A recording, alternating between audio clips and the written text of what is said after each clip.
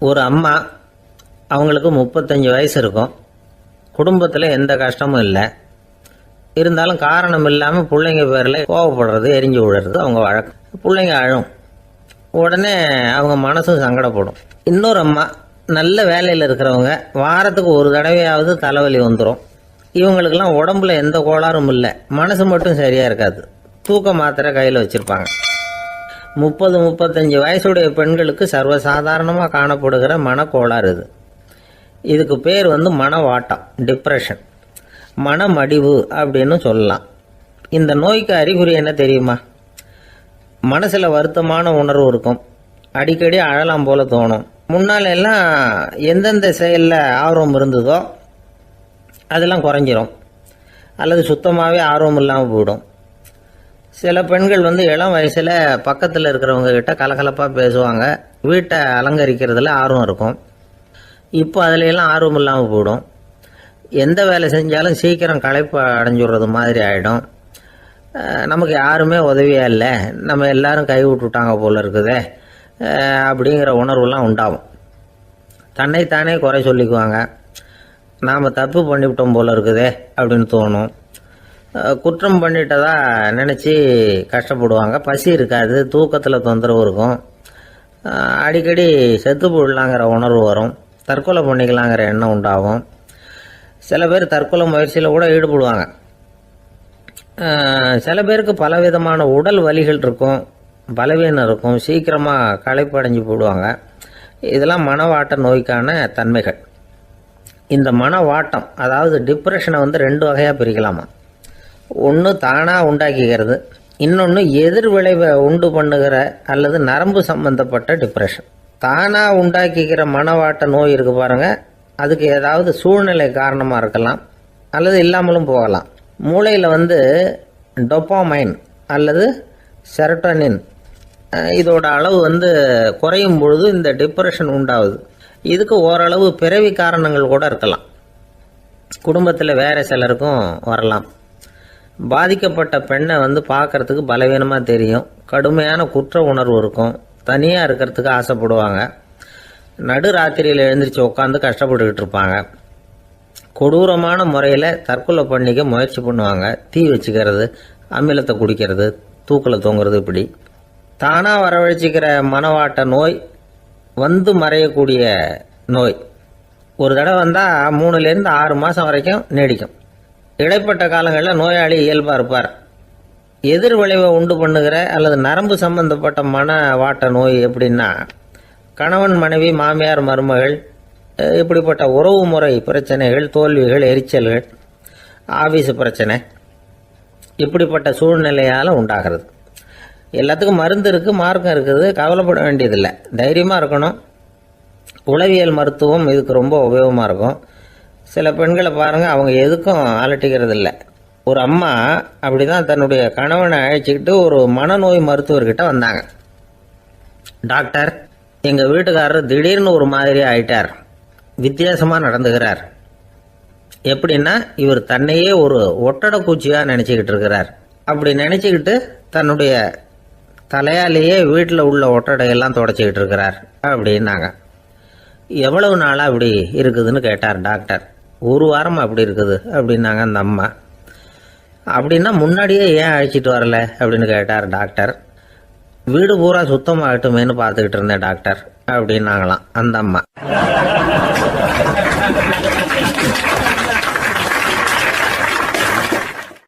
ஒரு ஊரில் ஒரு ஞானி இருக்கிறார். ரொம்ப பெரிய ஞானி, ரொம்ப வயசாயிட்டுது. கடைசி காலத்தில் அவர்கிட்ட சில பேர் வந்தாங்க. உங்கள் குரு யார் அப்படின்னு கேட்டாங்க. அவர் நிமிர்ந்து பார்த்தார். எனக்கு ஆயிரக்கணக்கான குருமார்கள் உண்டு, அவங்க பேரெல்லாம் சொல்லணும்னா இந்த காலம் பத்தாது. ஆனால் முக்கியமான ஒரு 3 பேரை பற்றி மட்டும் உங்களுக்கு சொல்கிறேன் அப்படின்னாராம். அப்புறம் சொன்னார், அந்த 3 பேரில் ஒருத்தன் ஒரு திருடன். ஒரு சமயம் ஒரு பாலைவனம் வழியாக நான் போய்கிட்டு இருந்தேன். அப்போது வழி தவறி போய் ஒரு கிராமத்துக்கு போயிட்டேன். அது இருட்டு நேரம், நடு ராத்திரி, ஊரே உறங்கி போச்சு. அந்த நேரத்தில் ஒரு ஆள் மட்டும் ஒரு வீட்டு சுவத்தில் ஏதோ பண்ணி உள்ளே நுழையிறதுக்கு முயற்சி பண்ணிகிட்டு இருக்கிறான். அவங்கிட்ட போய் நான் இன்னைக்கு இங்கே எங்கே தங்க முடியும் அப்படின்னு கேட்டேன்.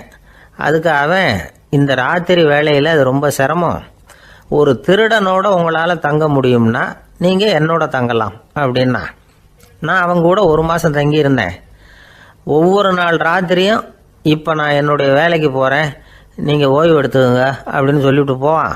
அவன் திரும்பி வந்த உடனே உனக்கு ஏதாவது கிடைச்சிதான்னு நான் கேட்பேன். அதுக்கு அவன் இன்னைக்கு ராத்திரி ஒன்றும் இல்லை, நாளைக்கு மறுபடியும் முயற்சி பண்ணுவேன் அப்படின்பா. எப்பவும் அவன் நம்பிக்கை இழந்ததே கிடையாது, எப்பவும் சந்தோஷமாகவே இருப்பான். நானும் ரொம்ப காலமாக தியானம் பண்ணிக்கிட்டே இருந்தேன், ஒன்றுமே நடக்கலை. ஆனால் நான் என்ன பண்ணேன் தெரியுமா, மனசு வருத்தப்படும், நம்பிக்கை இழந்துருவேன். அப்போல்லாம் அந்த திருடனுடைய விடாமுயற்சி தான் ஞாபகத்துக்கு வரும். அதனால் அந்த திருடன் எனக்கு ஒரு குரு. என்னுடைய 2வது குரு யாருன்னா அது ஒரு நாய். இது எப்படின்னா, ஒரு சமயம் எனக்கு ரொம்ப தாகமாக இருந்தது.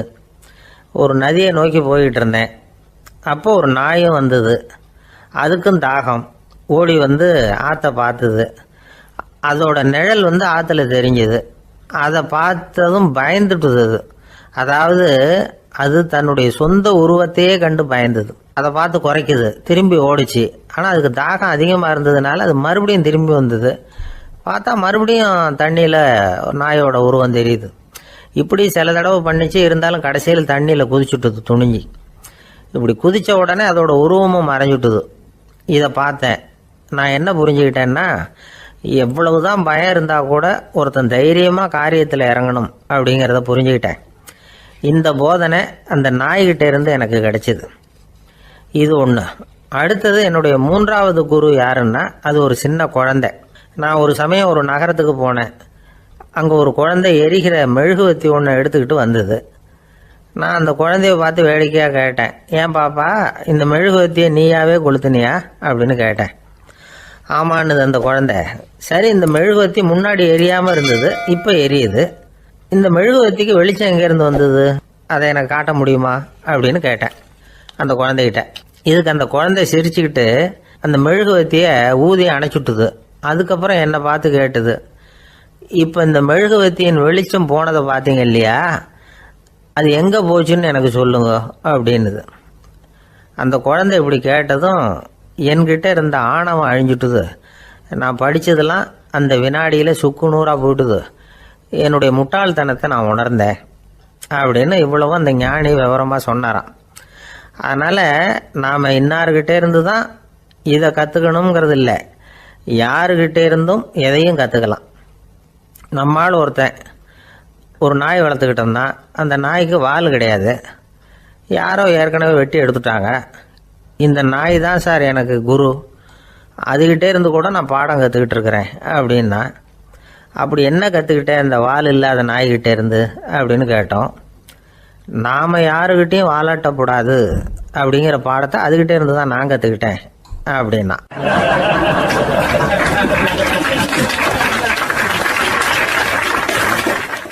இந்த உலகத்தில் எவ்வளவோ உயிரினங்கள் இருக்குது, ஒவ்வொன்றும் ஒவ்வொரு விதமாக சண்டை போடுது.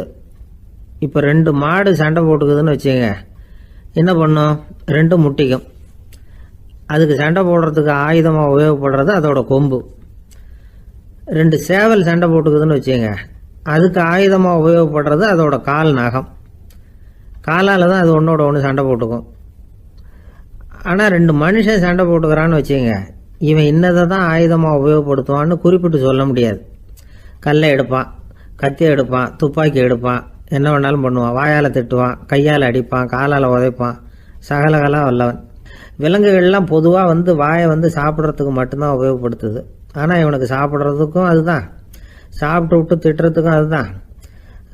ஆனால் ஒரு விஷயத்தில் மட்டும் கெட்டிக்கிறேன். அதாவது நாம் சண்டை போட்டுக்கிட்டாலும் பரவாயில்லை, கோழிகள் சண்டை போடாமல் இருக்கணும் அப்படின்னு ஆசைப்படுறான். எதுக்காக? கோழிகள் சண்டை போடாமல் இருந்தால் நிறைய முட்டைகள் போடுமா, அதுக்காக தான் இந்த அக்கறை. கோழி பண்ணை வச்சிருக்கிறவங்களுக்கு இது ஒரு பெரிய பிரச்சனை.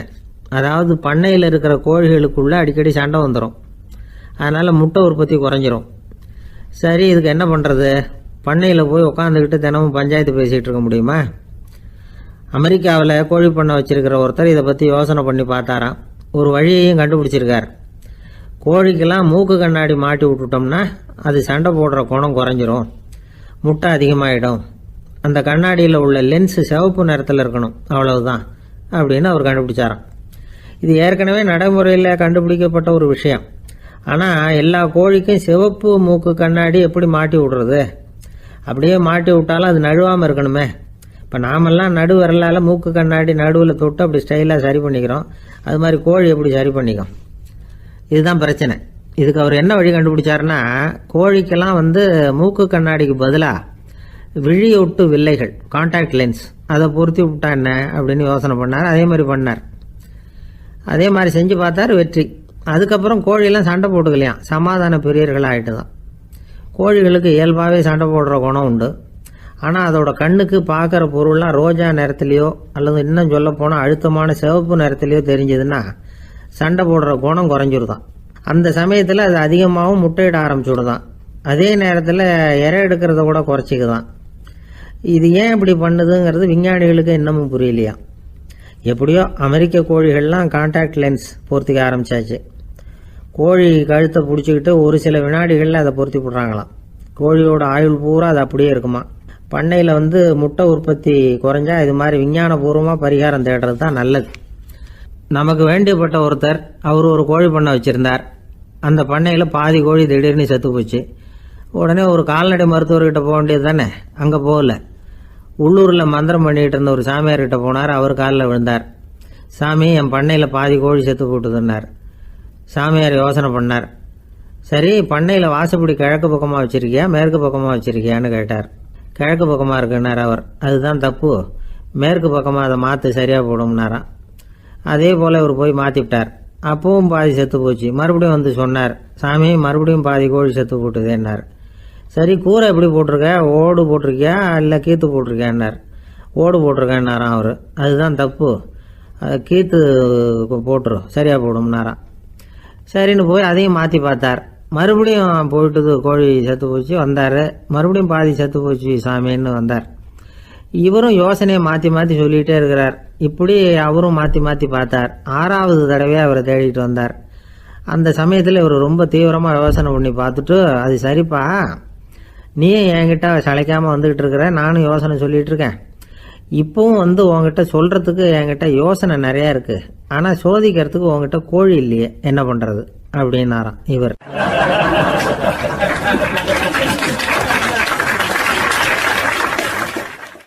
ஒரு ஊரில் ஒரு பெரிய ஞானி இருந்தார். அவர் படுக்கையில் இருந்தார். இன்னும் கொஞ்ச நேரம்தான் அவர் இந்த உலகத்தில் இருக்க போகிறார். அவரை சுற்றி ஏகப்பட்ட கூட்டம். ஏற்கனவே அவருடைய உபதேசங்களை கேட்டவங்க பல பேர் அவரை சுற்றி நிற்கிறாங்க.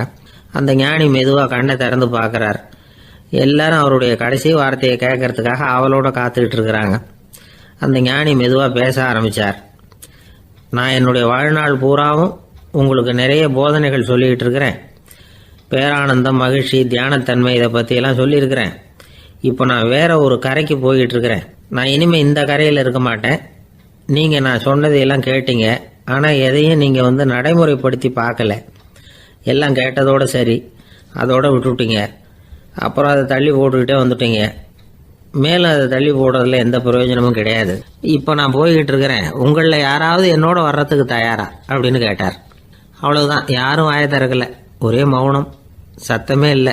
ஒருத்தர் பார்த்துக்கிட்டே நிற்கிறாங்க. அந்த கூட்டத்தில் ஒரு ஆள் அந்த ஞானி கூடவே 40 வருஷத்துக்கு மேலே இருந்திருக்கிறான். அவனும் வாயை திறக்காமல் இன்னொருத்தன் முகத்தை பார்த்துக்கிட்டே நிற்கிறான். இந்த சமயத்தில் பின்னாடி நின்றுக்கிட்டு இருந்த ஒருத்தன் கையை தூக்கினான். ஞானி அவனை பார்த்தார். சரி, ஒருத்தனுக்காவது நம்மோட வர்றதுக்கு தைரியம் இருக்குது அப்படின்னு நினச்சார்.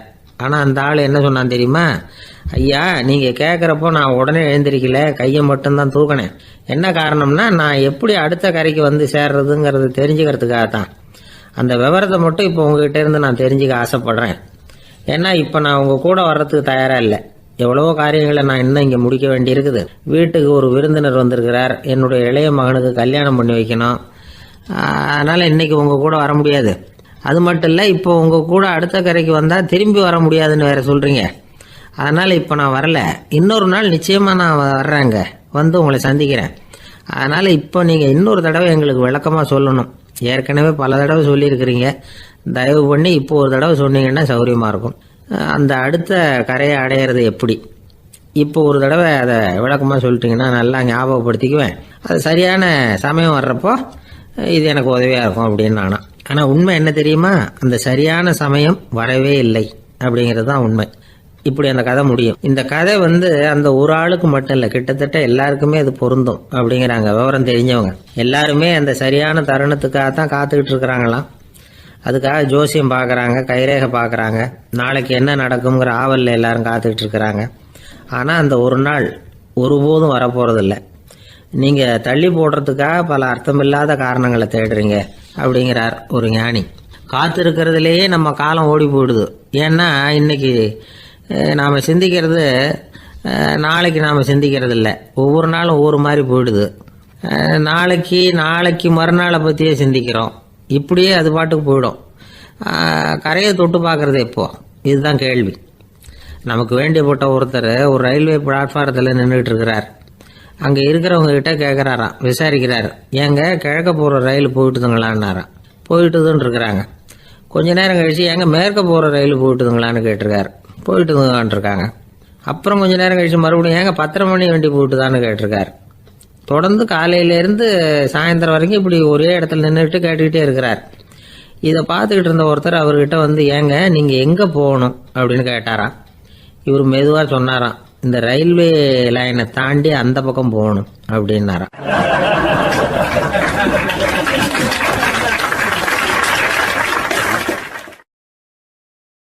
ஆஃபீஸில் வேலை பார்க்குற ஒருத்தர் வந்தார். பேசாமல் ஒரு 10 நாள் லீவு போட்டுடலாமா பார்க்குறேன் அப்படின்னார். ஏன்னு கேட்டோம். என்னுடைய மேலதிகாரி ஒரு முசுடு சார், அவர்கிட்ட வேலை பார்க்குறது ரொம்ப கஷ்டமாக இருக்குது அப்படின்னார். ஆஃபீஸில் வேலை பார்க்குறவங்கெல்லாம் ஒரு விஷயத்தை நல்லா ஞாபகத்தில் வச்சுக்கணும். மேலதிகாரிங்கிறவர் ஒரு பெரிய மகான் இல்லை, அவரும் ஒரு மானிட பிறவி தான். சராசரி மனுஷனுக்கு உள்ள பலம் பலவீனம் ரெண்டும் அவருக்கும் உண்டு. அதனால் அவரை கொஞ்சம் அனுசரித்து போகிறதுக்கு பழகிறது தான் நல்லது. மேலதிகாரிகளில் பல வகை உண்டு. அதில் முக்கியமாக 3 வகை. அதில் ஒரு வகை எப்படி தெரியுமா?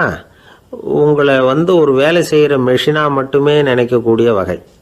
இவங்கள்லாம் எப்படின்னா, எங்கேயாவது வெளியூர் போயிருந்தா கூட அங்கேருந்து ஃபோன் பண்ணுவாங்க, அந்த வேலை என்னாச்சு, இந்த வேலை என்னாச்சு அப்படின்னு. இவங்களுக்கெல்லாம் உங்கள் நலனை பற்றியோ உங்கள் குடும்பத்தை பற்றியோ அக்கறை இருக்காது. நீங்கள் சொல்கிற யோசனை எதுவும் இவங்ககிட்ட எடுபடாது. கொடுத்த வேலையை பாரு, நீ எனக்கு புத்தி சொல்ல வேணாம் அப்படிம்பாங்க. இவங்களை அனுசரித்து போகிறதுக்கு ஒரே வழி, இவங்க எதை சொன்னாலும் சரின்னு சொல்லிவிட்டு வேலையை கவனிக்க வேண்டியது தான். இவங்ககிட்ட வேற எந்த கேள்வியும் கேட்டுக்கிட்டு இருக்கக்கூடாது. ஆமாம் சாமி போடுறது கௌரவ குறைச்சல் இல்லை, அது ஒரு அலுவலக சௌகரியம், அவ்வளவுதான். இன்னொரு வகையான மேலதிகாரிகள் எப்படி தெரியுமா? இவங்கெல்லாம் ஆஃபீஸ் வேலையை பற்றி அதிகமாக கவலைப்பட்டுக்கிட்டு இருக்க மாட்டாங்க. தங்களுடைய சொந்த இமேஜ் பாதிக்கப்படக்கூடாதுங்கிறதுலையே கவனமாக இருப்பாங்க. இவங்கெல்லாம் அடிக்கடி உங்கள் நலனை விசாரிப்பாங்க. அதே மாதிரி நீங்களும் அவரை விசாரிக்கணும்னு எதிர்பார்ப்பாங்க. இந்த ரக அதிகாரிகளுக்கெல்லாம் புது வருட வாழ்த்து அனுப்பலாம், பிறந்தநாள் வாழ்த்து அனுப்பலாம். அவருக்கு எங்கேயாவது ஒரு பாராட்டு விழா நடந்தால் முதல் வரிசையில் போய் உட்காந்து உங்கள் முகத்தை காட்டலாம். ஆஃபீஸ் வேலையை மட்டுமே பார்க்குற பணியாளர்கள் இது மாதிரி அதிகாரிகள்கிட்ட நல்ல பேர் வாங்க முடியாது. இன்னொரு வகையான மேலதிகாரிகள் உண்டு. அவங்க எப்படின்னா, ஆஃபீஸ் வேலையை பற்றியும் கவலைப்பட மாட்டாங்க, தனக்கு கீழே வேலை பார்க்குறவங்கள பற்றியும் கவலைப்பட மாட்டாங்க. எக்காரணம் கொண்டும் தன்னுடைய பொசிஷனுக்கு ஆபத்து வந்துடக்கூடாதுன்னே நினைக்கக்கூடியவங்க இவங்க. இவங்களால் கடுமையான வேலை செய்யவும் முடியாது, தீர்மானிக்கவும் முடியாது. எந்த முடிவையும் எடுக்காமல் அப்படியே தள்ளி போட்டுக்கிட்டே போடுவாங்க எல்லாத்தையும். இதனால் என்ன ஆகும்னா, இவருக்கு கீழே வேலை பார்க்குற உங்களுக்கு பொறுப்பு அதிகமாகிடும். இவங்ககிட்ட போய் பிரச்சனையை மட்டும் சொல்லி பிரயோஜனம் இல்லை, அதுக்கான முடிவுகளை நீங்களே சொல்லணும். அப்போ தான் இது மாதிரி அதிகாரிகள்கிட்ட நல்ல பேர் வாங்கலாம். அட்லீஸ்ட் கெட்ட பேர் வாங்காமலாவது காலம் தள்ளலாம். ஆஃபீஸில் வேலை பார்க்குறவங்க முக்கியமாக சில விஷயங்களை ஞாபகத்தில் வச்சுக்கணும். ஆஃபீஸில் நடக்கிற நல்லது கெட்டது எதுவாக இருந்தாலும் உடனடியாக மேலதிகாரிகிட்ட தெரிவிக்கிறது நல்லது. 3வது மனிதர் மூலமாக அதை அவர் தெரிஞ்சுக்கிறது அவ்வளவு நல்லதில்லை. எந்த மேல் அதிகாரியுமே தான் இந்த சர்பாஸ் செய்யப்படுறத விரும்புறதில்லை. அதனால் அவருக்கு தெரியாமல் மேலிடத்துக்கு மணி எழுதி போடக்கூடாது. அப்படி எழுதி போடுறவங்க சில பேர் இருக்கிறாங்க. நீங்களும் உங்கள் மேலதிகாரியும் தொழில் ரீதியாக ஒரே படிப்பு படித்தவராக இருக்கலாம். அப்படி இருந்ததுன்னா அட்ஜஸ்ட் பண்ணி போகிறது கொஞ்சம் கஷ்டம்தான். இதை மனசில் வச்சுக்கிட்டு நடந்துக்கணும். உங்களுக்கும் அவருக்கும் அபிப்பிராய பேதமா, அது அவருக்கும் உங்களுக்கும் உள்ள தனிப்பட்ட பிரச்சனை, அதை விளம்பரப்படுத்திக்கிட்டு இருக்கக்கூடாது. அது அவருடைய கோபத்தை கிளறும். உங்கள் மேலதிகாரி உங்கள் கூட படித்தவராக இருக்கலாம், அதுக்காக அவர் எல்லாருக்கும் முன்னாடி அடைய கிச்சாமி எப்படிடா இருக்க அப்படின்லாம் கேட்டுக்கிட்டு இருக்கக்கூடாது. பொதுவாக யாரும் அதை விரும்புறதில்லை. இவ்வளவையும் உங்கள் மனசில் வச்சுக்கிட்டு கொஞ்சம் சாமர்த்தியமாக நடந்துக்கிட்டிங்கன்னா ஆஃபீஸ் உங்களுக்கு அவஸ்தையாக இருக்காது, ஆனந்தமாக இருக்கும். ஒரு மேலதிகாரி தன்கிட்ட வேலை பார்க்குற ஒருத்தரை பற்றி ரொம்ப பெருமையாக சொன்னாராம். எங்கள் ஆஃபீஸில் எவ்வளவோ பேர் வேலை பார்க்குறாங்க. எல்லாரும் தினமும் வந்து ஏதாவது பிரச்சனைகளை சொல்லிகிட்டு இருப்பாங்க. ஆனால் இவர் ஒருத்தர் மட்டும்தான் இது வரைக்கும் என்கிட்ட வந்து எந்த பிரச்சனையும் சொன்னதே இல்லை. அவர் பாட்டுக்கு வருவார், வேலை பார்ப்பார், போயிடுவார் அப்படின்னாராம். நான் உடனே அவ்வளவு பெருமைக்குரிய அந்த ஊழியரை பார்த்து கேட்டேன், ஏன்பா உன்னுடைய மேலதிகாரிகிட்ட நீ எந்த பிரச்சனையும் கொண்டுகிட்டு போகிறதே இல்லையாமே அப்படின்னு கேட்டேன். அதுக்கு அவர் சொல்கிறாரு, ஆமாங்க, அது ஏன்னா அவரால் எந்த பிரச்சனையுமே தீர்க்க முடியாதுங்கிறது எனக்கு நல்லா தெரியும், அதனால் அப்படி செய்கிறேன், வேற ஒன்றும் இல்லை அப்படின்னார் ரொம்ப பொறுமையாக.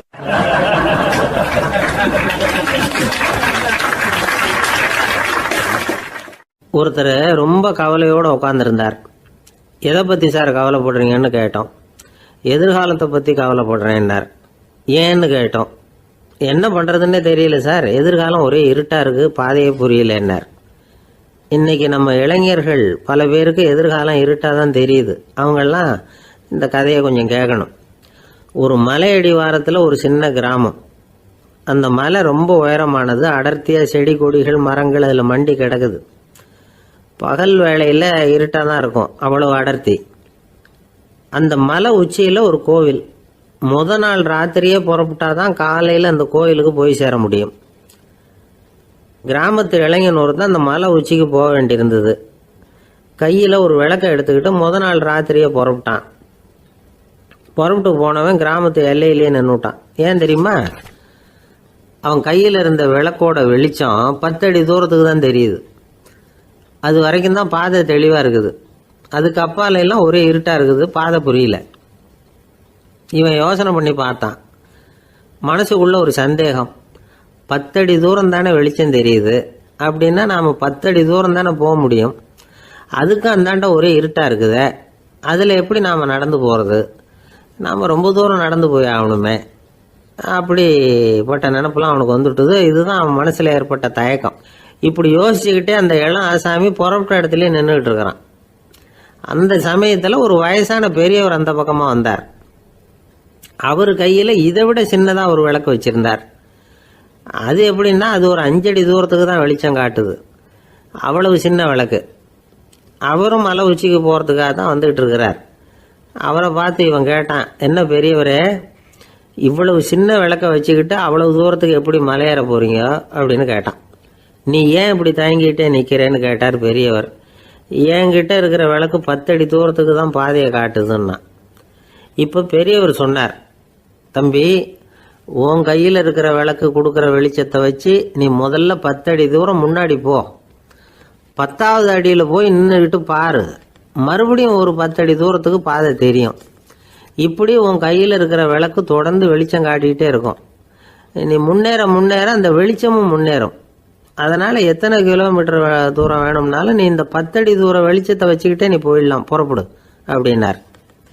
இப்போ தான் அந்த பெரியவர் சொன்னது இளைஞனுக்கு பளிச்சுன்னு புரிஞ்சுதான். உடனே உற்சாகமாக புறப்பட்டான், உச்சிக்கு போய் சேர்ந்தான். இந்த கதையிலேருந்து நாம் புரிஞ்சிக்க வேண்டியது என்ன தெரியுமா? நீண்ட கால திட்டம் ஒன்று போடும் பொழுது நமக்கு முன்னாடி இருக்கிறத மறந்துட்டு மனசை போட்டு குழப்பிக்க கூடாது. உங்கள் கையில் என்ன இருக்கோ அதுலேயே உங்கள் எதிர்காலம் மறைஞ்சிருக்குது. கண் முன்னாடி தெரியறத வச்சு ஆரம்பிங்க, போக போக வழி தானா புலப்படும் அப்படிங்கிறார் ஒரு பெரியவர். பெரிய பயணங்களையெல்லாம் இப்படி தான் நடத்த வேண்டியிருக்கும். ஒவ்வொரு அடியாக எடுத்து வச்சா ஓடி போய் சேர்ந்து விடலாம். மலைச்சி போய் நின்றுட்டா நின்றுக்கிட்டே இருக்க வேண்டியது தான். நம்ம ஆள்லாம் ரொம்ப மோசமான இருக்கிறாங்க. ஒருத்தன் அப்படி தான் நீண்ட தூர பிரயாணம் ஒன்று புறப்பட்டான். ரயில் போய்கிட்டே இருந்தது. கொஞ்சம் தூரம் போச்சு, பாதி வழியில் கையில் வச்சுருந்த டிக்கெட்டை காற்றுல விட்டுட்டான். ஐயோ, என் டிக்கெட்டு போயிட்டுதே அப்படின்னு கத்த ஆரம்பிச்சுட்டான். பக்கத்தில் இருந்த பெரியவர் அவனை பார்த்து பரிதாபப்பட்டு, கவலைப்படாத தம்பி, போனால் போகுது, வேற டிக்கெட் வாங்கிக்கலாம் அப்படின்னு ஆறுதல் சொன்னார். அதுக்கு அவன் சொல்கிறான், சார், நான் அதுக்காக அழலை, அந்த டிக்கெட்டு கிடைச்சா தானே நான் எந்த ஊருக்கு போகணுங்கிறது எனக்கு தெரியும் அப்படிங்கிறான்.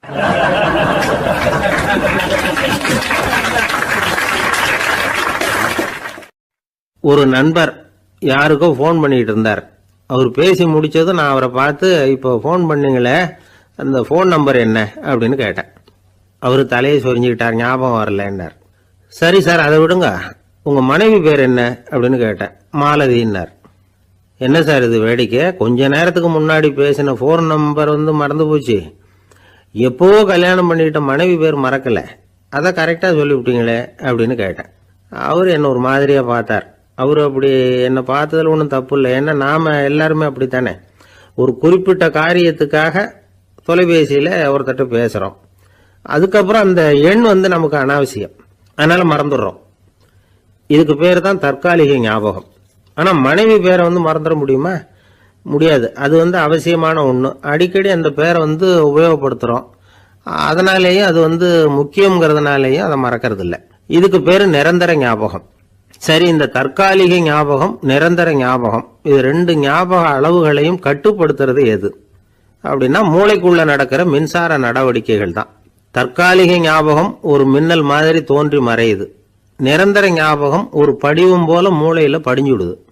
ஒரு சம்பவத்தின் பல பிரதிகள் மூளையில பல்வேறு பகுதிகளிலேயும் படியறதுனால ஒன்று மறைஞ்சாலும் மறந்தாலும் இன்னொன்று மறையறதில்ல. இப்படிப்பட்ட நிலைமையில தான் இந்த தொண்டையில இருக்கு, வாயில் வரமாட்டேங்குது சார் அப்படிமா. ஒருத்தருக்கு எந்த துறையில ஆர்வமும் ஈடுபாடும் அதிகமோ அது சம்பந்தமான ஞாபக சக்தி அதிகமா இருக்கும்.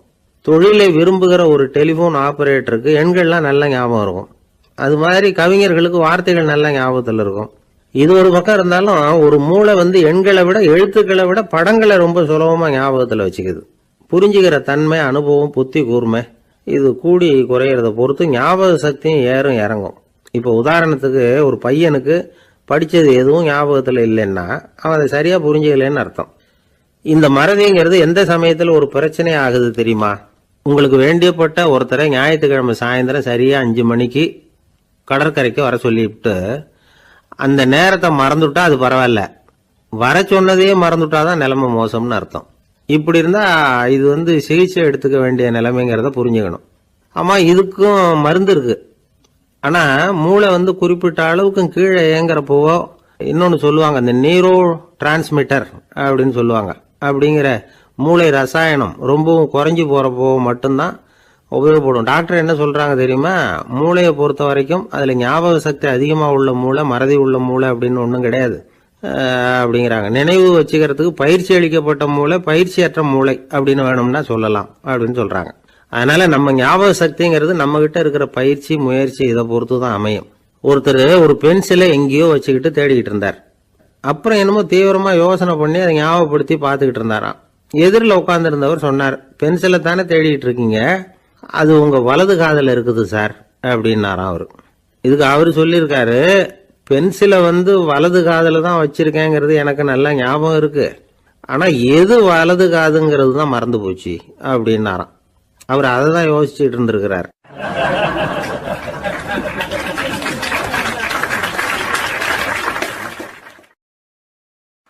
ஒருத்தர் ஓடி வந்தார். இன்னொருத்தரை பார்த்து, சார் உங்க சைக்கிளை ஒரு நாள் இரவல் கொடுங்களேன், பக்கத்து ஊருக்கு போயிட்டு வர வேண்டியிருக்கு அப்படின்னார். இவர் சைக்கிளை கொடுத்து பத்திரமா கொண்டுட்டு போங்கன்னார். சார் இதை பத்திரமா கொண்டு போறேன், கவலையே வேணாம், ஏன்னா இது உங்களோட சைக்கிள் அப்படின்னு நான் நினைக்கல, என்னோட சைக்கிளா நினைக்கிறேன் அப்படின்னார். அதுக்கப்புறம் தான் இவருக்கு உண்மையாவே பயம் வந்துட்டுது. ஏன்னா அவர் சொன்னது மாதிரி அதை தன்னோட சைக்கிளாவே நினைச்சு தள்ளிட்டு போட்டா என்ன பண்றது? எது எதை நம்முடையதா நினைக்கணுங்கிறதுக்கு ஒரு வரையறை இருக்கு. சில பேர் ஆபீஸையே வீடா நினைச்சு விடுறது உண்டு. அப்படிப்பட்டவங்க கூட வீட்டை ஆபீஸா நினைக்கிறது இல்லை. ஏன்னா வீட்டில் இவர் ஆபீஸரா நடந்துக்க முடியறதில்லை. இதெல்லாம் ஒரு பக்கம் இருக்கட்டும், இப்போ விஷயத்துக்கு வருவோம். பொறியியல் மேதை டாக்டர் விஸ்வேஸ்வரய்யா இருந்தார் இல்லையா, பாரத ரத்னா விருதெல்லாம் கொடுத்தாங்களே. ஆபீஸ் வேலை வேற, சொந்த வேலை வேற அப்படிங்கிறதுக்கு ஒரு உதாரணமா இருந்தவர் அவர். மைசூர் மகாராஜா கிட்ட திவானா இருந்தார். அவர் ஒரு நாள் அரசாங்க வேலை காரணமா வெளியூர் போயிருந்தார். ஹாசன்கிற ஊருக்கு பக்கத்துல ஒரு பயண மாளிகை, அங்க தங்கிவிட்டார். ராத்திரி அங்க தங்கி இருந்துட்டு விடிஞ்சதும் ஊருக்கு திரும்புறதாக திட்டம். ராத்திரி தூங்குறதுக்கு ரொம்ப நேரம் ஆயிட்டுது. ரொம்ப நேரம் வரைக்கும் அரசாங்க சம்பந்தப்பட்ட வேலைகளையே பார்த்துக்கிட்டு இருக்கிறார். அரசாங்க ஃபைல்கள் நிறைய இருந்தது. அதையெல்லாம் ஒவ்வொன்றா எடுத்தார், படித்து பார்த்தார், பரிசீலனை பண்ணார். அதில் எழுத வேண்டியதை எழுதினார், கையெழுத்து போட்டார்.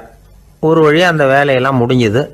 அதுக்கப்புறம் என்ன பண்ணார்னா, தன்னுடைய சூட்கேஸை திறந்தார். அதிலிருந்து 2 மெழுகுவத்தியை எடுத்து கொளுத்தி வச்சார்.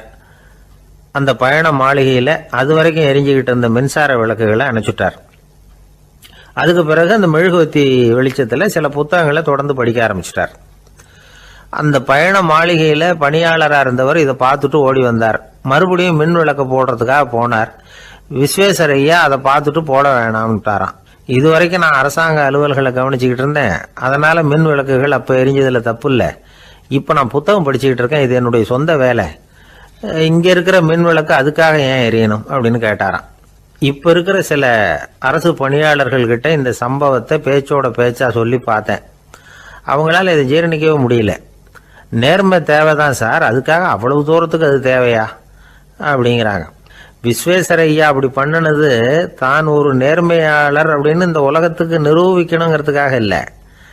தான் அப்படி நடந்து காட்டினா தன்னை சுற்றி இருக்கிறவங்களும் அதை கேள்விப்படுறவங்களும் முடிஞ்ச அளவுக்கு பொது வாழ்க்கையில் அரசு பணியில் நேர்மையை கடைபிடிக்க முயற்சி பண்ணலாமே அப்படிங்கிறதுக்காகத்தான்.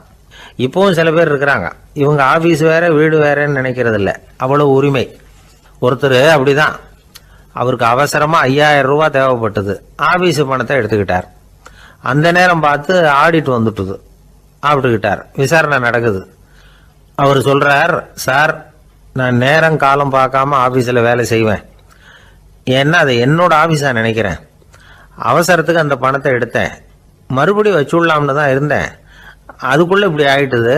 நீங்கள் என்ன நினைச்சாலும் சரி, நான் ஆஃபீஸ் வேற வீடு வேற அப்படின்னு நினைக்கிறது இல்லை, அது என்னோட சுபாவம் அப்படின்னார். விசாரணை பண்ணவர் தீர்ப்பு வழங்கினார். உங்கள் சுபாவத்துக்கு மதிப்பு கொடுத்து நானும் தீர்ப்பு வழங்குறேன். நீங்கள் கொஞ்ச நாள் ஜெயிலில் இருந்துட்டு வாங்க, அது உங்களுக்கு கஷ்டமாக இருக்காதுன்னு நினைக்கிறேன். ஏன்னா அங்கே போனாலும் நீங்கள் உங்கள் சுபாவப்படி வீடு வேற ஜெயில் வேறன்னு நினைக்க மாட்டீங்க அப்படின்னாராம்.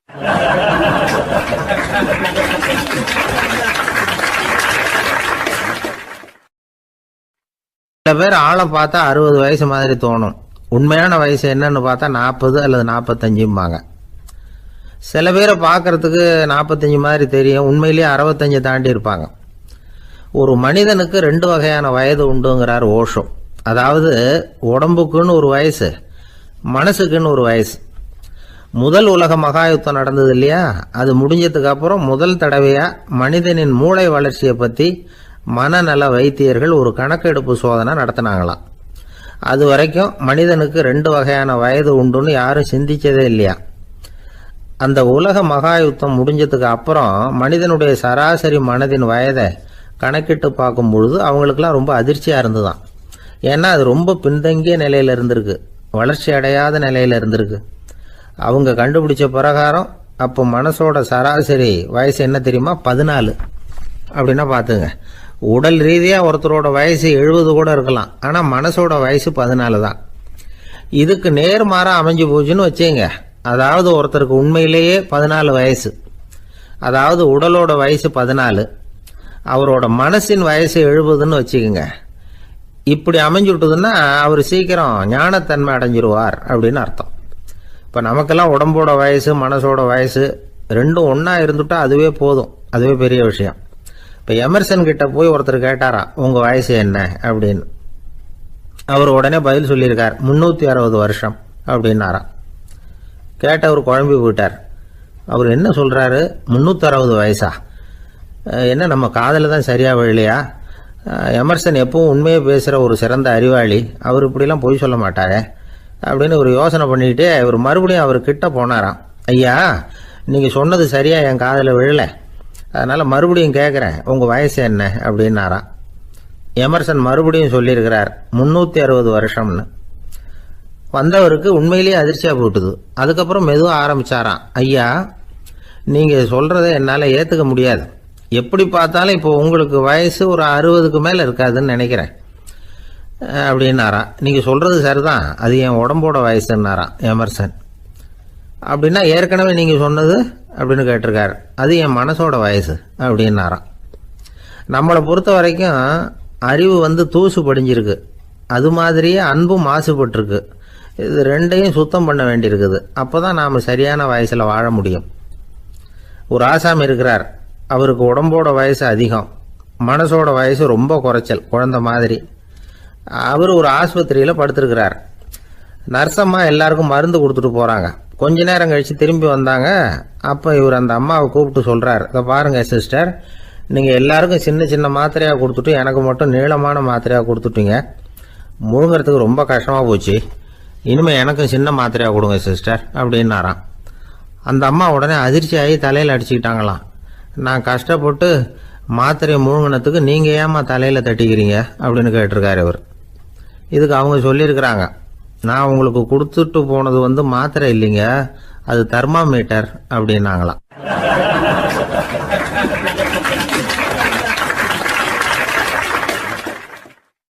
ஒரு நண்பர் சினிமா படம் தயாரிக்கிறவர், அவர்கிட்ட ஒரு நாள் பேசிக்கிட்டு இருந்தேன். அது எப்படி சார் நீங்கள் எடுக்கிற எந்த படமும் கையை கடிக்காத அளவுக்கு எடுத்துடுறீங்களே, அது எப்படின்னு கேட்டேன். அது ஒன்றும் பெரிய விஷயம் இல்லை சார். பெண்களுக்குன்னு சில உருக்கமான காட்சிகள், இளைஞர்களுக்குன்னு சில நடனங்கள், அடிதடி காட்சிகள், அப்புறம் வயசானவங்களுக்குன்னு சில ஆன்மீக காட்சிகள், சின்ன பிள்ளைங்களுக்கு சிரிப்பு, இப்படி எல்லாமும் சேர்த்து நான் படம் எடுக்கிறேன். மசாலா படம்னு பேர்.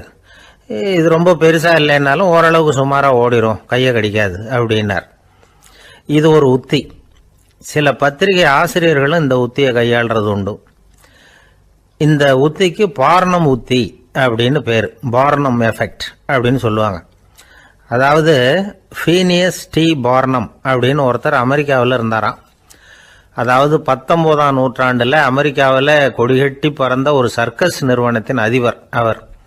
இந்த உலகத்தில் ஒவ்வொரு நிமிஷமும் ஒரு ஏமாளி பறந்துக்கிட்டே இருக்கிறான் அப்படிங்கிறது அவருடைய சித்தாந்தம். ஒவ்வொருத்தரையும் திருப்திப்படுத்துகிற அளவுக்கு அம்சங்களை கொஞ்சம் கொஞ்சமாக கலந்து கேளிக்கை நிகழ்ச்சிகளை நடத்தினது தான் அவருடைய மகத்தான வெற்றிக்கு காரணம். அதனால் அந்த உத்தியை யார் கடைப்பிடிச்சாலும் சரி, அதுக்கு பார்னம் உத்தி அப்படின்னு பேர் வந்துட்டுது. ஜோசியம் சொல்கிறவங்களுக்கும் இந்த உத்தி தான் கை கொடுக்குது. ஒரு விஷயத்தை ஒருத்தருடைய கோள் நிலைகள் அல்லது கையெழுத்து நிரூபிக்கிறதாக அவர்கிட்ட சொன்னால் அதை அவர் நம்பிவிடுவார். ஆனால் அந்த விஷயம் நல்லதாக இருக்கணும், நேர்மையானதாக இருக்கணும், அதாவது பாசிட்டிவாக இருக்கணும். 8ஆம் இடத்துல குரு, 9ஆம் இடத்துல சனி, நீங்கள் ஒரு பெரிய மேதை தான் அப்படின்னு சொல்லுவாங்க. கேட்குறவங்களுக்கு அதை மறுக்கிறதுக்கு மனசு வராது. அப்படி சொல்லும் பொழுது கூடவே என்ன கொஞ்சம் முன்கோபம் அதிகமாக இருக்கும், இருந்தாலும் அது உடனே மறைஞ்சிரும் அப்படின்னு சில அற்ப விஷயங்களையும் சொன்னாலும் அதையும் சரிதான்னு சொல்லி ஒத்துக்குவாங்க. ஆளுமையை எடை போடுகிற ஒரு நிறுவப்பட்ட உத்தியின் மூலமாக தன்னுடைய குணாதிசயங்கள் கண்டுபிடிக்கப்பட்டதாக அவர் நம்புறது தான் இதுக்கு காரணம். இந்த மாதம் பணத்தட்டுப்பாடு கொஞ்சம் இருக்கும், உடம்புல ஏதாவது கொஞ்சம் அசௌகரியம் இருக்கும், வீட்டுக்குள்ளே லேசாக மனஸ்தாபம் வரலாம், இது மாதிரி பொதுப்படையாக சிலதை சொன்னாலே போதும், மக்களை நம்ப வச்சுடலாம். இதெல்லாம் நமக்கு மட்டும்தான் ஏற்படுது அப்படின்னு சொல்லி அவங்க நினைக்கிறது தான் காரணம். இதுதான் பார்னம் உத்திங்கிறது. மனிதர்கள் பாராட்டுகளை விரும்புகிறதும் விமர்சனங்களை வெறுக்கிறதும் பார்னம் உத்தியின் அடுத்த கூறு. அதனால் ஒருத்தருக்கு ஜோசியம் சொன்னாலும் சரி, அவருடைய ஆளுமையை மதிப்பிடுறதாக இருந்தாலும் சரி, அவரை புகழற மாதிரி இருந்தாலும் சரி, அப்படி இருந்தால் தான் அது சரியாக இருக்கும். சாதகமான விஷயங்களை அதிகமாகவும் பாதகமான விஷயங்களை நாசூக்காகவும் சொன்னால் மக்கள் அதை நம்பிவிடுவாங்க. ஒருத்தரை கருமின்னு சொன்னால் ஏற்றுக்க மாட்டார். அதையே கொஞ்சம் மாற்றி நீங்கள் கொஞ்சம் சிக்கனமான ஆசாமி அப்படின்னு சொன்னால் நீங்கள் சொல்கிறது சரிதான் சார் அப்படிம்பார். நீங்கள் பெரிய செலவாளி தான், இருந்தாலும் நல்ல விஷயங்களுக்கு தான் செலவழிப்பீங்க அப்படின்னு சொல்லணும். இப்படி இந்த பார்னம் உத்தியை கடைபிடிச்சி இன்னைக்கு வெற்றிகரமாக காலம் தள்ளுறவங்க நிறைய பேர் இருக்கிறாங்க. இந்த உலகத்தில் ஒவ்வொரு நிமிஷமும் ஒரு ஏமாளி பறந்துக்கிட்டே இருக்கிறான் அப்படிங்கிறது தான் ஃபீனியஸ் பார்னம் அவர்களுடைய நம்பிக்கை. அதை விட அடுத்தவங்களை ஏமாளியாக நினைக்கிற மனுஷர்கள் தான் இன்னைக்கு உலகத்தில் ரொம்ப அதிகம். ஒருத்தர் தன்னுடைய மேல் அதிகாரிகிட்ட போய், ஐயா ஒரு நாள் லீவு வேணும், என் தங்கச்சிக்கு கல்யாணம் அப்படின்னார். அவர் பார்த்தார், ஒரு 10 நிமிஷம் வெளியில் இருங்கன்னார். 10 நிமிஷம் கழித்து கூப்பிட்டார், இதை பாருங்க, நீங்கள் சொல்கிறது பொய். இப்போ உங்கள் தங்கச்சிக்கு ஃபோன் பண்ணேன், அவங்க தனக்கு 2 வருஷத்துக்கு முன்னாடியே கல்யாணம் ஆகிட்டதாக சொல்கிறாங்க அப்படின்னார். உடனே இவர் சொன்னார், சார் இப்போ நீங்கள் சொல்கிறதும் பொய்யா தான் இருக்கணும், ஏன்னா நிஜமாக எனக்கு ஒரு தங்கச்சியே கிடையாது அப்படின்னார்.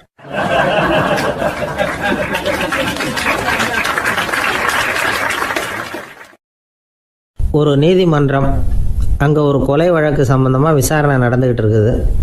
அந்த வழக்கறிஞர் ரொம்ப தீவிரமாக வாதாடிக்கிட்டு இருக்கிறார். தன்னுடைய கட்சிக்காரர் நிரபராதிங்கிறது அவருக்கு நல்லா தெரியும். அதனால தான் அவர் சார்பாக வாதாடுறதுக்கே ஒத்துக்கிட்டார். அப்படி அவர் மும்முரமாக வாதாடிக்கிட்டு இருக்கிற சமயத்தில் அவசரமாக தந்தி ஒன்று வந்து சேர்ந்தது. அதை வாங்கி படித்து பார்த்தார். அதுக்கப்புறம் அதை மடித்து தன்னுடைய கோட்டு பையில் வச்சுக்கிட்டு தொடர்ந்து வாதாட ஆரம்பிச்சிட்டார். பேசி முடித்தார். அதுக்கப்புறம் அங்கே கோர்ட்டில் இருந்த சக வக்கீல்கள் அவர்கிட்ட வந்தாங்க. தந்தி ஒன்று வந்ததே, என்ன விஷயம் அப்படின்னு விசாரிச்சாங்களாம். அப்போ அவர் சொல்லியிருக்கிறார், ஊரில் சிகிச்சைக்காக போயிருந்த என்னுடைய மனைவி இறந்து போனதாக தந்தி வந்திருக்குது அப்படின்னாராம். மற்ற வக்கீல்களுக்கு அதிர்ச்சி. என்னங்க இது, மனைவி இறந்ததை விட கேஸு முக்கியமாக உங்களுக்கு அப்படின்னு கேட்டிருக்கிறாங்க. இறந்து போன என் மனைவி மறுபடியும் திரும்பி வர போகிறதில்ல. ஆனால் என்னுடைய கட்சிக்காரர் ஒரு கொலை வழக்கில் மாட்டிக்கிட்டார். அவரும் நிரபராதி. அவர் உசிரை நான் காப்பாற்ற வேணாமா? இதுதான் என்னுடைய கடமை அப்படின்னாராம். இப்படி இவர் சொன்னதும் எல்லாரும் அப்படியே திகைச்சு போய் நின்றுட்டாங்களாம். சரி, கடமைக்கு முக்கியத்துவம் கொடுத்த அந்த வழக்கறிஞர் யார் தெரியுமா? அவர் தான் இரும்பு மனிதர் சர்தார் வல்லபாய் பட்டேல். குஜராத் மாநிலத்தில் 1875 அக்டோபர் 31 அன்றைக்கு ஜாவேரி பாய் அப்படிங்கிறவருக்கு 4வது பிள்ளையா அவர் பிறந்தாராம். இந்த ஜாவேரி பாய் யார் தெரியுமா? ஜான்சி ராணி லட்சுமி பாய் போர் படையில் ஒரு வீரராக பணிபுரிஞ்சவர். இளம் வயசில் வல்லபாய் பட்டேல் ரொம்ப சிரமப்பட்டு படிச்சிருக்கார். விடாமுயற்சி வெற்றியை கொடுத்தது. கல்லூரியிலையும் காலடி வச்சார். அதுக்கப்புறம் வக்கீல் பட்டத்தையும் வாங்கினார்.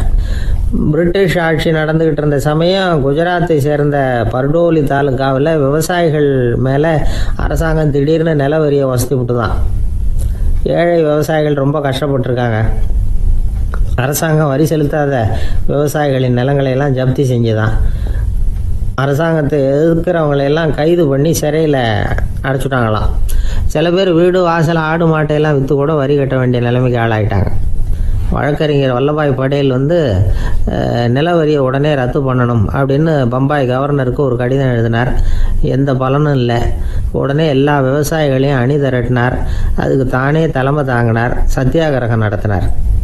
அந்த பகுதியில் எந்த வேலையும் நடக்கலை. வேறு வழி இல்லை. ஆட்சியாளர்கள் உடனே வரியை ரத்து பண்ணாங்க. சிறையில் இருந்தவங்களெல்லாம் வெளில விட்டாங்க. 1928 ஆகஸ்ட் 6 சர்க்காருக்கும் விவசாயிகளுக்கும் இடையில் ஒரு உடன்பாடு ஏற்பட்டது. அதுக்கப்புறம் தான் நிலைமை சரியாக போச்சான். வல்லபாய் பட்டேலின் பொது சேவையை பாராட்டின பொதுமக்கள் அவருக்கு சர்தார் அப்படிங்கிற பட்டத்தை கொடுத்தாங்களாம். சர்தார்னா தலைவர் அல்லது தளபதின்னு அர்த்தம். இரும்பு மனிதர்னு இவருக்கு பேர். இருந்தாலும் நகைச்சுவை உணர்வும் இவருக்கு நிறைய உண்டு. ஒரு தடவை ஒரு பத்திரிகை நிருபர் வந்திருக்கார். சர்தார் பட்டேல்கிட்ட அவருக்கு பிடிச்ச பண்பாடு கலாச்சாரம் எது அப்படின்னு கேட்கணும்னு ஆசை. அதனால் அவரை பார்த்து கேட்டாராம், ஏங்க உங்களுக்கு பிடிச்ச கல்ச்சர் எது அப்படின்னு கேட்டிருக்கார். இதுக்கு சர்தார் பட்டேல் சொன்ன பதில் என்ன தெரியுமா? எனக்கு பிடிச்ச கல்ச்சர் அக்ரிகல்ச்சர் அப்படின்னாராம்.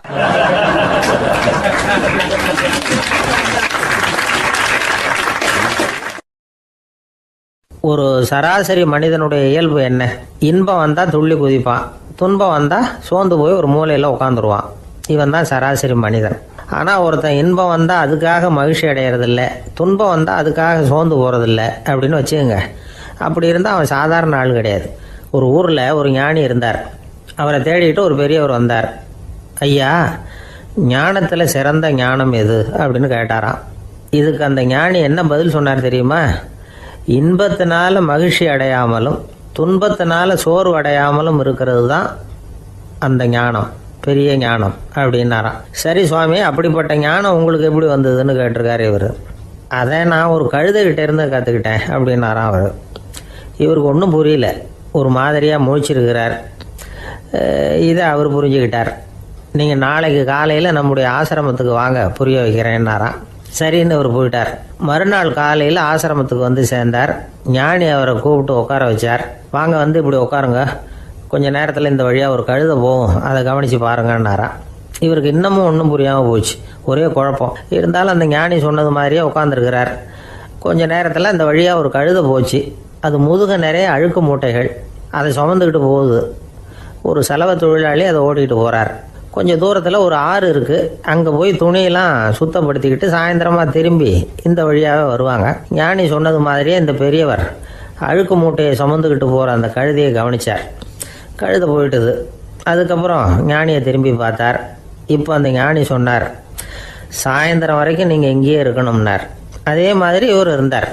சாயந்தரமாக அந்த ஞானி சொன்னார், ஐயா, இப்போ கொஞ்ச நேரத்தில் அந்த கழுதை இந்த வழியாக திரும்பி வரும், அதையும் கவனித்து பாருங்கன்னார். இவரும் கவனித்து பார்க்குறார். கழுதை வந்தது. அது முதுகில் சலவை செய்யப்பட்ட துணி மூட்டை. அது பாட்டுக்கு சுமந்துக்கிட்டு போய்கிட்டு இருக்குது.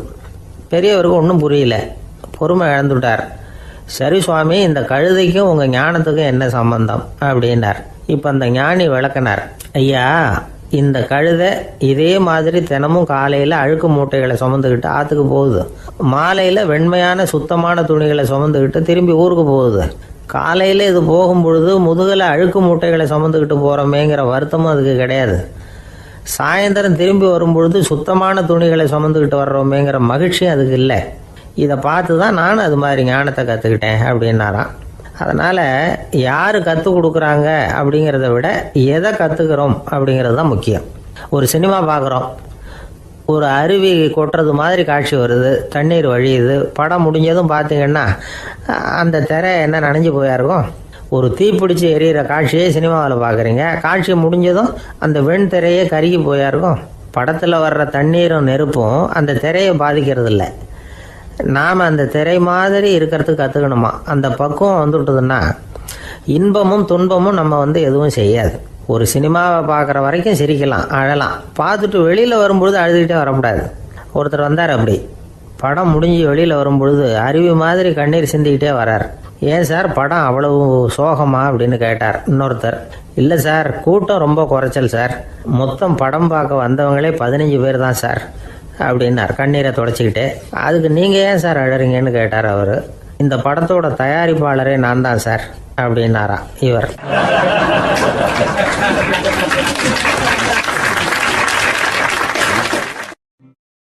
ஒரு நண்பர் வந்தார். ரொம்பவும் இறுக்கமாக உடை அணிஞ்சிருந்தார். அதாவது ஆடைக்குள்ளே அவர் மாட்டிக்கிட்டு இருந்தது மாதிரி தெரிஞ்சது. ஏன் துணி குறைச்சலாக எடுத்துட்டீங்களா அப்படின்னு கேட்டோம். இல்லைங்க, எனக்கு எப்போவுமே இறுக்கமாக உடை அணிகிறது தான் பிடிக்கும் அப்படின்னார். ஒருத்தர் எப்படி உடை அணிகிறார் அப்படிங்கிறத வச்சு அந்த ஆள் எப்படிப்பட்டவர் அப்படிங்கிறத கண்டுபிடிச்சிடலாம். உடை அணிகிற விதம் ஒருத்தருடைய மனநிலையை வெளிப்படுத்துதான். இப்போ இறுக்கமான உடை அணிகிறவங்க பொதுவாக மன நிம்மதி இல்லாதவங்களாக இருப்பாங்களாம், கோபக்காரங்களாக இருப்பாங்களாம். ரொம்ப தொலைதொலைப்பாக ஆடை அணிகிறவங்க இருக்கிறாங்கல்ல, அவங்கெல்லாம் அமைதியான ஆளாக இருப்பாங்களாம், சாந்தமாக இருப்பாங்களாம். இவங்கெல்லாம் போராடுறதுக்கு சரியாக வரமாட்டாங்களாம். இப்படி ஒரு கணிப்பு இருக்குது. அதனால தான் போர் வீரர்களுக்கெல்லாம் இறுக்கமான உடையை தான் கொடுக்கறது வழக்கம். ஆனால் சன்னியாசிகளை பாருங்கள், அவங்களுக்கெல்லாம் ரொம்ப தொலை உடைகள் தான். அவங்கெல்லாம் டைட் பேண்ட் போட்டுக்கிட்டு நிற்க மாட்டாங்க சன்னியாசிகள்லாம். அதே மாதிரி சன்னியாசிகள்லாம் காவி உடையை தேர்ந்தெடுக்கிறதுக்கும் காரணம் உண்டு. பல ஆண்டுகள் சோதனை செஞ்சு பார்த்துட்டு தான் சன்னியாசத்துக்கு காவி தான் சரி அப்படின்னு முடிவு பண்ணியிருக்கிறாங்க. இப்போ பௌதீக விஞ்ஞானப்படியும் அதுதான் சரி. அதாவது சூரிய ஒளியில் 7 வண்ணங்கள் உண்டு. ஒரு பொருள் மேலே அது விழும்பொழுது அந்த பொருள் நமக்கு சிவப்பாக தெரிஞ்சதுன்னா அந்த பொருள் சிவப்பை தவிர மற்ற எல்லா நிற கதிர்களையும் உள்வாங்கிக்கிட்டு சிவப்பு நிறத்தை மட்டும் வெளியில் விடுது. அதாவது விலக்கி விடுது. அதனால தான் அந்த பொருள் சிவப்பாக தெரியுது. உடல் ஆரோக்கியத்துக்கு ஓரளவு சிவப்பு தேவைப்படுது.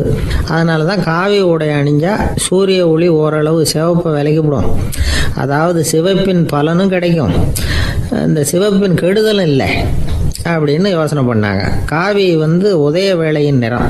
கீழ் வானத்தில் கதிர் உதிக்கிற வேளையில் முதல் ஒளி தோன்றுகிற நேரத்தில் காவி நிறம் தான் கசியும். தியானம் செய்கிறப்போ முதல்ல காணக்கூடிய ஒளி காவி நிறம் தான். தியானத்தின் உச்ச நிலையின் நிறம் நீலம். தியானம் காவி நிறத்தில் ஆரம்பமாகி நீல நிறத்தில் நிறைவடைகிறது அப்படிங்கிறார் ஓஷோ. நீலம் தியான சிகரம், காவி தியான ஆரம்ப குறியீடு, ஒரு சன்னியாசியின் ஆரம்ப தரிசனம் அப்படிங்கிறார் அவர். ஒருத்தர் நாள் பூரா காவி உடையே அணிஞ்சிருந்தா அந்த நிறம் அவருக்கு தியானத்தை பற்றிய நினைவை ஊட்டிக்கிட்டே இருக்கும். இப்படியே ஆடைக்கும் தியானத்துக்கும் இடையில ஒரு தொடர் ஏற்படுது. ஒரு துறவியின் உள்ளார்ந்த பண்பா அது மாறுது. கடை வீதியில் ஒரு பொருள் வாங்க போகிறோம், அது மறந்துடக்கூடாதுங்கிறதுக்காக ஞாபகம் முடிச்சு போட்டுக்கிறோம். அந்த முடிச்சுக்கும் பொருளுக்கும் தொடர்பு இல்லை. ஆனால் கடை வீதிக்கு போன உடனே அந்த முடிச்சு அந்த பொருளை ஞாபகப்படுத்துது. அதாவது அந்த முடிச்சு ஒரு தொடர்பு அம்சமாக அமையுது. அது மாதிரி தான் காவி உடையும். ஒரு துறவி நடக்கும் பொழுது, சாப்பிடும் பொழுது, குளிக்கும் பொழுது அவருடைய காவி உடை அவருக்கு ஞாபகப்படுத்திக்கிட்டே இருக்கும். அது ஒரு நிலைப்படுத்தப்பட்ட நினைவாக ஞாபகம் முடிச்சாக மாறிடுது. காவி ஆடை இல்லைன்னா ஒருத்தரால் துறவியாக முடியாதுன்னு அர்த்தம் இல்லை. அதே நேரத்தில் காவி ஆடையால் ஒன்றும் பிரயோஜனம் இல்லை, அதில் ஒன்றும் அர்த்தம் இல்லை அப்படின்னு சொல்லிட முடியாது. இதுதான் உண்மை. இவ்வளவு தூரம் காவி ஆடையை பற்றி சொல்கிறதுனால எல்லாரும் சன்னியாசியாக போடுங்கோ அப்படின்னு நாம் சொல்கிறதாக யாரும் நினச்சிடக்கூடாது. மனசுக்கும் நிறத்துக்கும் உள்ள சம்பந்தத்தை தெரிஞ்சுக்கிறதுக்காக தான் இவ்வளவும். நமக்கு தெரிஞ்ச நண்பர் ஒருத்தர் இருக்கிறார், ஆஃபீஸில் வேலை பார்க்குறவர். ஒவ்வொரு மாதமும் 20ஆம் தேதிக்கு பிறகு அவரை போய் பார்த்தீங்கன்னா காவி உடை அணிஞ்சிக்கிட்டு கண்ணை மூடிக்கிட்டு கை ரெண்டையும் விரித்து வச்சுக்கிட்டு தியானத்திலேயே உட்காந்துருப்பார். ஏன் இப்படி பண்ணுறீங்கன்னு கேட்டேன். அதாவது 20ஆம் தேதிக்கு பிறகு என் கையில் ஒரு பைசா கூட கிடையாது, ஒரு சன்னியாசி லெவலில் இருக்கிறேன், என்கிட்ட எதுவும் செலவுக்கு கேட்காத அப்படின்னு என் மனைவிக்கு நான் சூக்காக உணர்த்துறதுக்காக அப்படி உட்காந்துருப்பேன் அப்படின்னு விளக்கம் கொடுக்குறார் அவர்.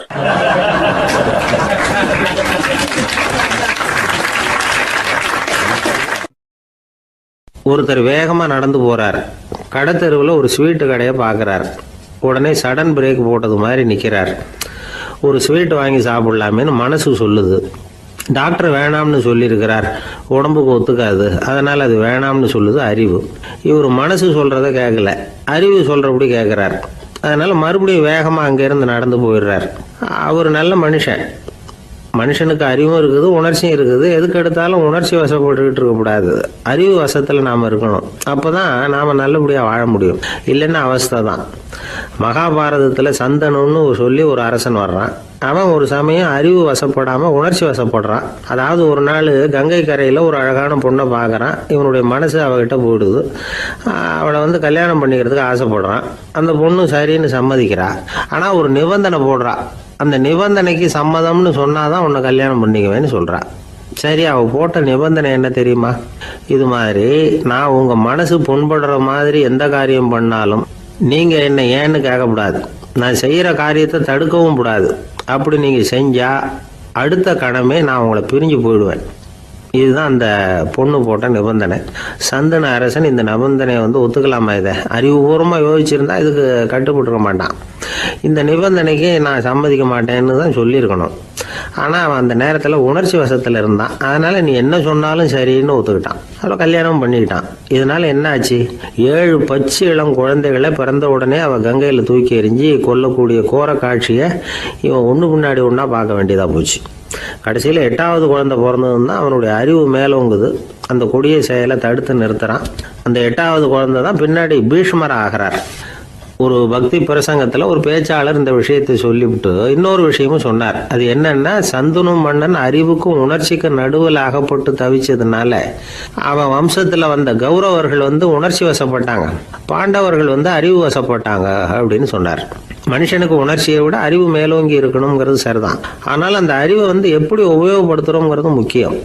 ஒருத்தர் சொன்னார், சார் இன்னைக்கு கோயம்புத்தூரில் ஒரு கல்யாணம், அதுக்கு நான் போக முடியலேன்னு நினைக்கும் பொழுது மனசுக்கு ரொம்ப வருத்தமாக இருக்குது சார் அப்படின்னார். ரொம்ப உணர்ச்சி வசப்பட்டார். அதுக்காக கவலைப்படாதீங்க சார், ஒரு வாழ்த்து தந்தி கொடுத்துருங்களேன் அப்படின்னார் இன்னொருத்தர். அது எப்படி சார் முடியும்னார் அவர். நான் தானே சார் கல்யாண மாப்பிள்ளை அப்படிங்கிறார் அந்த ஆள்.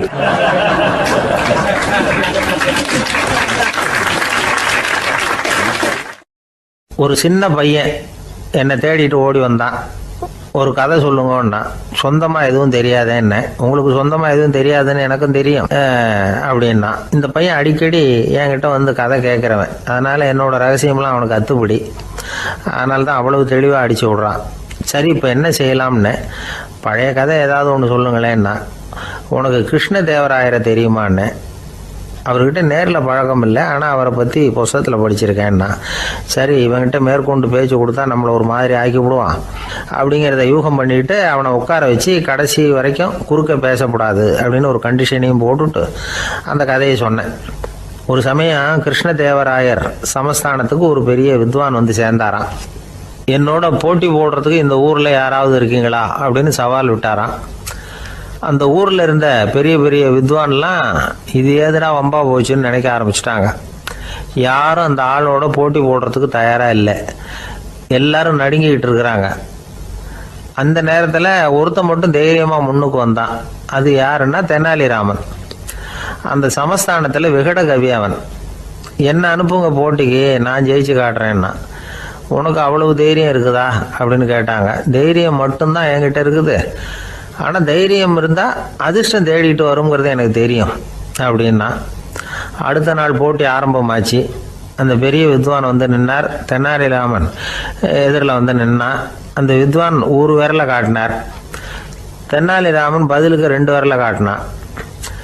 வித்வான் 3 விரலை காட்டினார். இவன் உடனே 4 விரலை காட்டினான். உடனே 5 விரலை காட்டினார் அவர். தென்னாலிராமன் உடனே தன்னுடைய கை முஷ்டியை காட்டினான், கையை மூடி காட்டினான். அவ்வளோதான். அந்த பெரிய வித்வான் கிருஷ்ணதேவராயர் காலில் விழுந்தார். நான் தோத்துட்டேன், என் தோல்வியை ஒத்துக்கிறேன் அப்படின்னு சொல்லிவிட்டார். கிருஷ்ணதேவராயர் அவரை தனியாக அழைச்சிட்டு போய் என்ன நடந்ததுன்னு விசாரித்தார். அந்த வித்வான் விளக்கம் கொடுத்தார். ஆண்டவன் ஒருவன் தான் உண்டுங்கிறத விளக்கறதுக்காக நான் ஒரு விரலை காட்டினேன். அப்படி இல்லை, சக்தியை சேர்த்தா சக்தி சிவன் 2 பேர் உண்டுன்னு உங்கள் வித்வான் 2 விரலை காட்டினார்.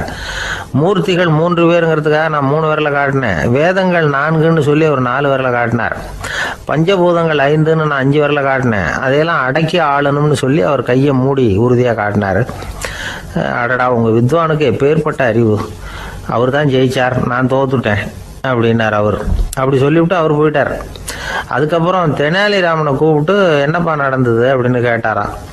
அதுக்கு தெனாலிராமன் விளக்கம் கொடுத்துருக்குறான். அவன் முதல்ல என்னை கொன்னுடுவேன்னு அந்த வித்வான் ஒரு விரலை காட்டினான். உடனே ஒரு 2 கண்ணையும் தோண்டி போடுவேங்கிறதுக்காக நான் 2 விரலை காட்டினேன். உனக்கு நாமம் போட்டுருவேன்னு சொல்லி 3 விரலை காட்டினான்.